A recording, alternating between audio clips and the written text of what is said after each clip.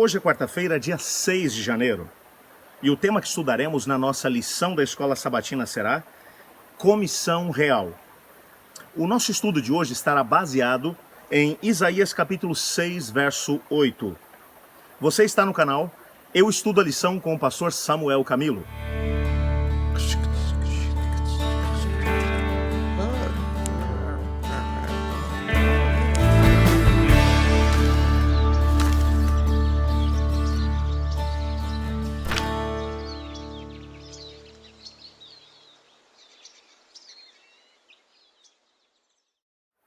Para que a mensagem de hoje possa fazer sentido, você precisa relembrar um pouco daquilo que vimos nessa semana até o presente momento.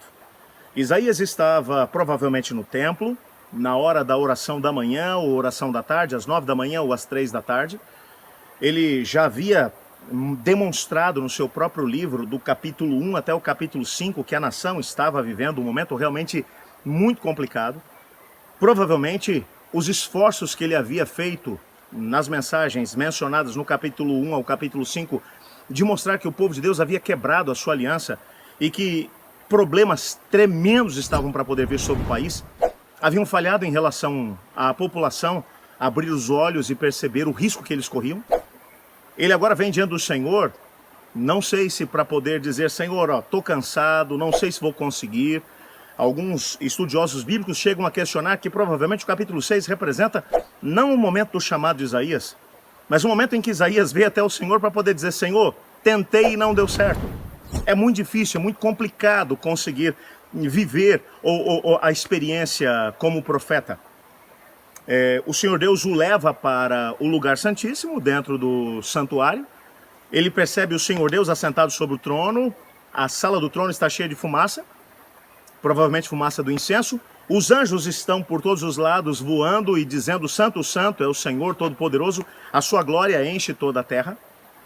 Ele clama, ai de mim, Senhor, porque sou pecador, vivo no meio de um povo de lábios impuros e eu mesmo tenho lábios impuros. Um anjo poderoso vem, trazendo uma brasa tirada do altar, toca nos lábios de Isaías e diz, o seu pecado foi tirado e agora o Senhor está colocando as suas palavras na sua boca para que você vá ao povo e possa fazer com que eles compreendam a palavra do Senhor. E é nesse contexto agora que, depois de tudo isso feito, o versículo 8 vai ter lugar. O texto diz, depois disso, ouvi a voz do Senhor que dizia, a quem enviarei? E quem há de ir por nós? E eu respondi, eis-me aqui, envia-me a mim.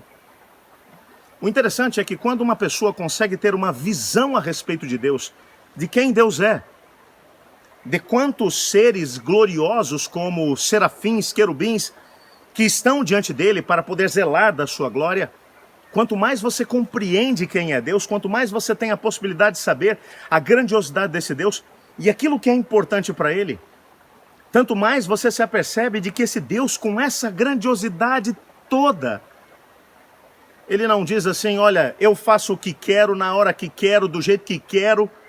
E é o seguinte, Isaías, você acha que é difícil ser o profeta? Então imagina você sentando aqui nesse trono e tendo que tomar decisões todos os dias a respeito de situações complexas em cada parte do universo. Não é do planeta Terra, mas do universo. Tendo que lidar com o rebelde, com a rebelião que se instaurou no planeta. Tenta sentar aqui no meu lugar para poder ver como é que isso é difícil. Deus, ele não faz isso com o profeta. Mas ele olha para o profeta e diz, olha, todos os seus problemas, todas as portas que estavam fechadas para que você pudesse ser o nosso instrumento, ser o nosso nabi, o profeta, a boca de Deus, tudo isso te foi tirado. Mas agora eu continuo tendo uma situação. Meu povo continua em quebra da aliança. Eu continuo tendo planos para esse povo. Eu tenho propósitos para esse povo, preciso que eles compreendam o meu propósito. Tenho revelações que precisam chegar até eles. E eu quero só te lembrar que foi através de Isaías que chegou, por exemplo, a revelação a respeito do nascimento virginal de Jesus. Foi através de Isaías que profecias tremendas, como a própria morte do Messias, de Isaías capítulo 53, foram dadas, entre outras profecias tão grandiosas. Eu continuo tendo algo para levar para o meu povo. E alguém precisa ir como mensageiro. Porque eu escolhi trabalhar dessa maneira. É o ser humano salvo pela graça, alcançado pela graça, trabalhando para que outros possam passar pela mesma experiência. E ele agora pergunta: quem irá por nós? Quem será o nosso representante? Quem irá até as pessoas que estão em franca rebelião, vivendo longe dos caminhos do Senhor, irá mostrar para eles o plano glorioso que eu, Deus, Criador do céu e da terra, tenho para todos? Quem irá por nós? Nesse momento, Isaías, eu imagino Isaías olhando para o Senhor, Deus Todo-Poderoso, percebendo que ele tem todos os recursos, percebendo que Deus não precisa do ser humano, mas por alguma razão que só ele sabe entender, ele quer que nós tenhamos a possibilidade de poder entender o amor que ele tem pelo ser humano pecador. E assim como Deus se doa pelo ser humano, ele espera que aquele que foi alcançado pela graça também se doe em favor do seu próximo. E ele agora vai dizer quem irá por nós. E Isaías, agora completamente tocado pela graça de Deus, diz: eis-me aqui, envia-me a mim. É interessante que esse, com certeza, não foi o primeiro chamado de Isaías. Diferentemente de outros livros, e o nosso guia de estudos vai trazer exatamente isso.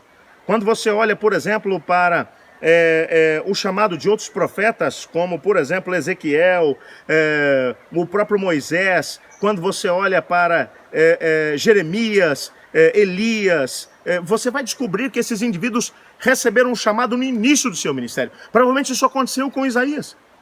Ele não fala desse primeiro chamado. Ele não mostra como é que foi esse momento em que ele simplesmente diz: a palavra do Senhor veio sobre mim.